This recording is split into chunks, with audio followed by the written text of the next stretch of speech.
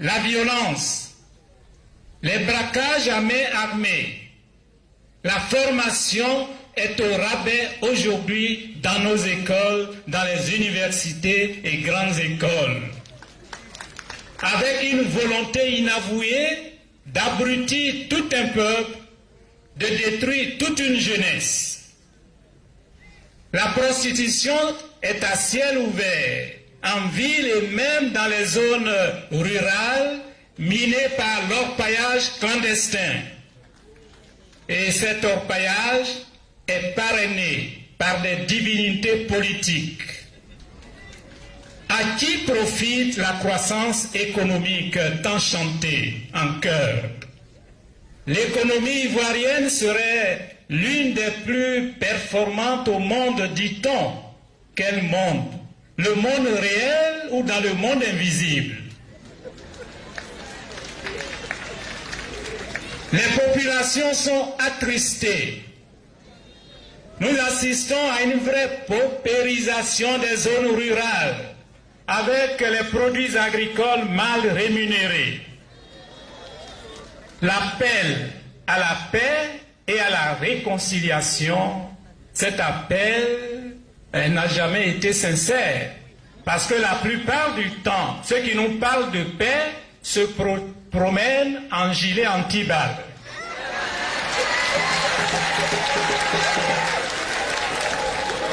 On ne note aucun geste de remords chez les bourreaux. Les Ivoiriens restent encore divisés. Et pourtant, on nous a fait croire que les Ivoiriens vivent en bonne intelligence. Dans quel quartier? Dans quelle ville?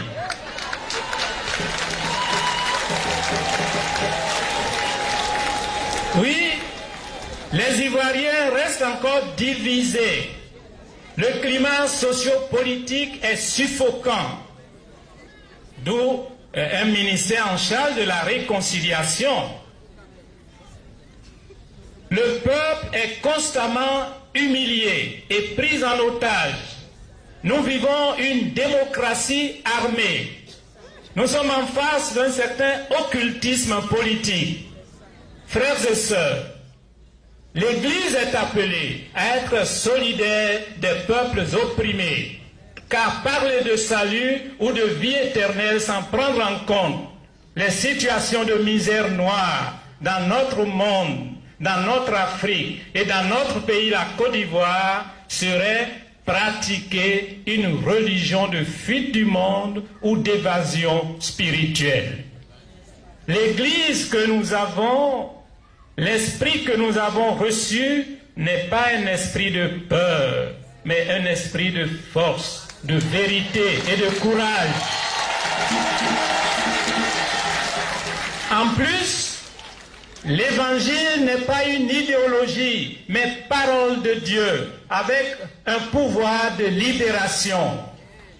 Oui, l'espérance qui est en nous doit... Alors, bonjour famille, big up à tous ceux qui vont partager la vidéo après, merci à tous ceux voilà, qui ont partagé la vidéo précédente.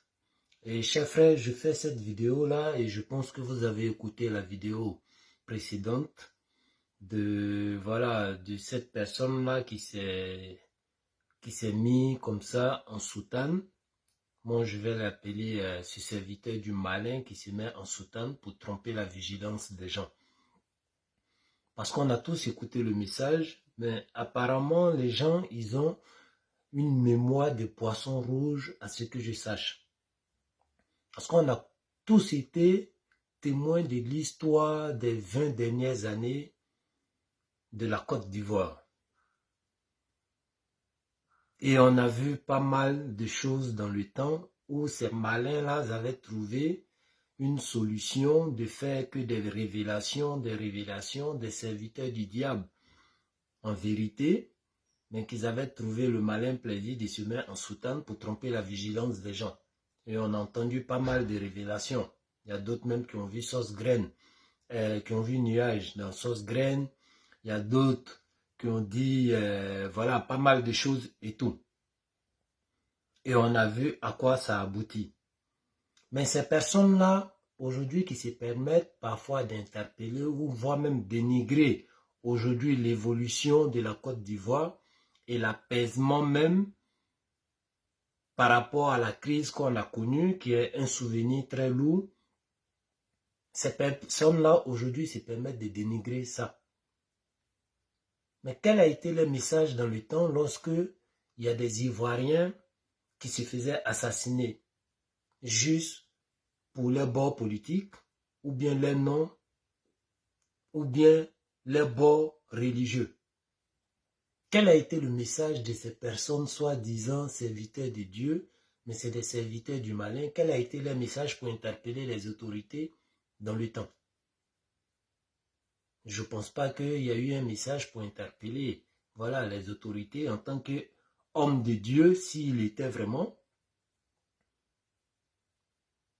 pour déjà apporter une considération à la vie humaine. Ça n'a jamais été fait. Et on a vu le retour d'un monsieur que pas mal de personnes parmi ses partisans ou ses sympathisants ont annoncé comme ça, comme le retour de Jésus et la réconciliation, le vivre ensemble, la cohésion sociale en Côte d'Ivoire était conditionné par le retour de ce monsieur. Mais lorsqu'il est venu, il est parti d'abord dans une première église. Une église même, je pense que les conditions de là-bas, le divorce n'était pas accepté. Et je ne pense pas que aussi la polygamie était acceptée dans les critères de cette église. Mais malheureusement, on trouve des gens qui aujourd'hui, comme je le dis toujours, se cachent sous des soutanes pour tromper la vigilance des gens. À un moment donné, ils oublient même, si vraiment c'est des hommes de Dieu, ils oublient même les valeurs qu'ils doivent enseigner, l'interpellation qu'ils doivent avoir à l'endroit de certaines personnes, à les interpeller sur une responsabilité pour devenir des exemples dans la société. Encore quand ces personnes-là ne sont pas des personnes voilà, lambda comme nous autres.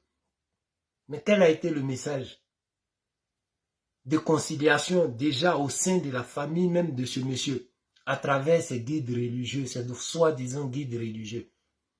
Quel a été le message de conciliation?